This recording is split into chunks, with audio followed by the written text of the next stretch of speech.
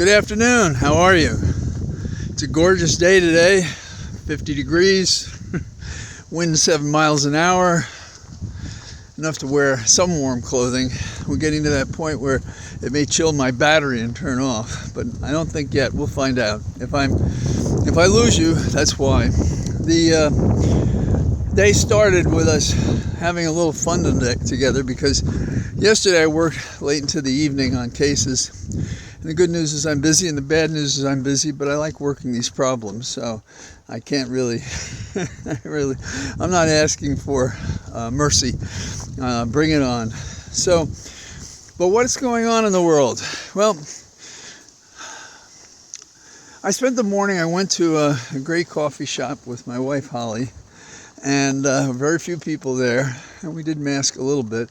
We got to sit in front of this marvelous entertainer, and it was a great escape after we'd both been working at different things. But then I read the 102-page, well, I glanced through, I'm going to study the 102-page decision out in Colorado about Article 14, Section 3, and barring Trump from running for office because he contradicted his oath of office as an insurrectionist. Now, my dad always said, a poor workman blames his tools. And we see a lot of people in government who are just like that. And I think this judge is that.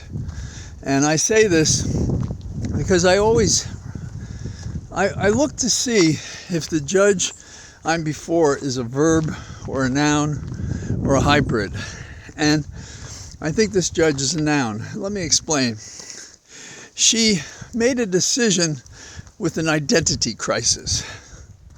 First, she said that, and found with evidence, that Trump was an insurrectionist. That is, he sought to overthrow the government. And that's one test in Article 14, Section 3. But then she said the oath he took was different than the oath that's talked about in the constitutional amendment. And she lingers on the word support in that oath and ignores the oath that Trump took, which is to preserve, protect, and defend. And it seems to me, if anything, his oath is more precise, specific, and bears on a larger responsibility as the head of a department, and in that department, the executive, also the head of the entire government.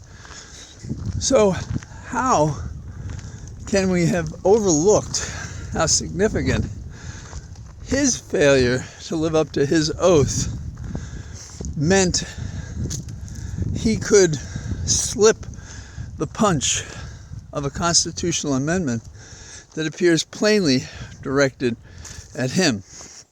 Now, at one point, the judge says, I don't know if it's in a footnote right now, but it was not for this court to decide this question. If not this court, who? If not now, when? And the answer is, the cowardly live a long and suffering life. Even when they have the tools to right a wrong, they fail to step up. And are we going to have a long line of judges and public servants elected by the people who, one by one, fail to use all the power of the Constitution? Now, this was a post-Civil War amendment, and what it was concerned about is how do we bring into the government those who disfavored union, who thought there was a contract theory that allowed them to do what they want with slavery and everything else. And so in order to come into the government, if they had taken an oath, they could be barred unless Congress made an exception for them. Some will say, oh, that's history. Well, why isn't it exactly the same offense right now? Why isn't it an offense against the oath to preserve and protect and defend the Constitution? And the answer is, that's exactly what it is. And we have too many intimidated by the con game Trump is running, like he cares to make policy for the nation rather than to become its autocratic leader. And I don't know what it is about media and the quote experts, and then the people on the line, the judges, who blow away each time the opportunity to use tools specifically designed and meant for the crisis that we're in. The Attorney General of the state of Colorado, as politely as possible, criticized the opinion and said it was the equivalent of a get-out-of-jail card, meaning that as a candidate for office, for the presidency, that he sought to steal the last time, we can't now use the Constitution against him. We have all these people talking about the Founding Fathers and what they did, and they were crystal clear on the weaknesses of humankind when setting up a government. In fact, the entire Constitution was written in secret, headed up by Hamilton and Washington and others, and the notes that were made were sealed for 40 years after that meeting. And the surprise of that Constitution without an attached Bill of Rights, which was only made part of the document because of the anti-federalists who wrote and complained about that fact. You've heard of Patrick Henry. So, where are we? We have this further contradiction. We have the oaths, that is, that they are, in my opinion, coterminous and equal, and to use a different word, a synonym, or to use a more particular and stronger word in an oath, I think is significant. And this contemplated,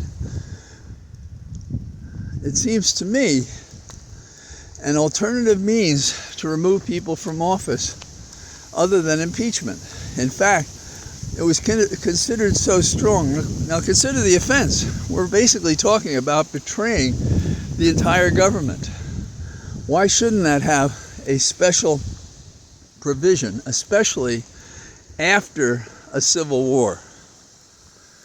So, now the oath is one thing, but the other is, how does a judge find that Trump was an insurrectionist and not find, well, and who had the specific intent to do so, her language, and that does not constitute the misconduct that justifies a bar to him holding office?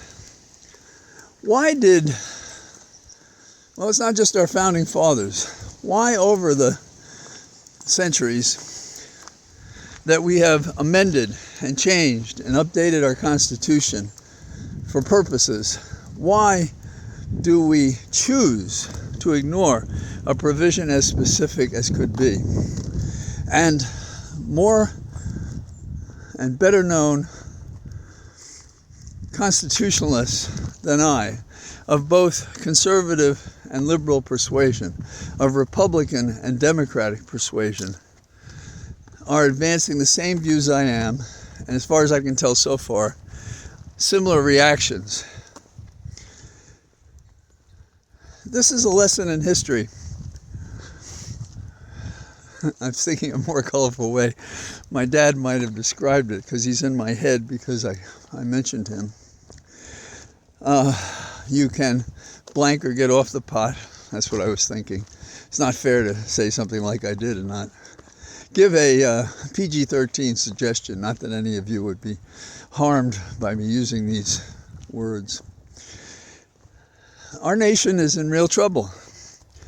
And we hate too easily. We invoke emotions too strong, not meant to bring us together, that are unsettling among the vast population of the United States. And This is a very bad sign because it leads to the chaos of random violence, of I'm just right and you're wrong kind of discussions. And that's no way for a civilization to survive, for a republic to go forward, to do the great things it has the possibilities to do.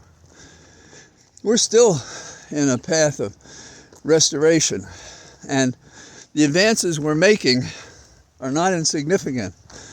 But the question is, are we going to reach a tipping point where we've lost? One visible and known tipping point is that Trump is not just the standard bearer of the current Republican MAGA leadership, winning a nomination to run for re-election. Talk about throwing a wet towel in somebody's face, but with more significance than just being discomforted. If he should win the election, it may be, as some commentators said after the 2016 election, it may be the last election that we have, that our democracy and republic will be at an end. And, you know, in some cases we know that calling down upon the sky above to say it's coming down on us and disaster is ahead. It's not too late to save our nation. It's not too late to preserve, protect, and defend what so many did, giving their blood, their lives, their treasure to making this nation what it's been at its best and how it's now suffering at among its lowest and worst periods in its young life. So, what do? We ask all our elected representatives, only Democrats, don't waste your time with any Republican. We ask our elected representatives to do their jobs, to use the tools that earlier generations gave us for good reason, and to use them strongly and not to blunt their effect. A labor decision is a decision that gives one side the language and the other side the result. I think the judge gave us some language after a hearing, an evidentiary hearing, that Trump was an insurrectionist, but then didn't give us the corresponding result to say, you're barred, sir.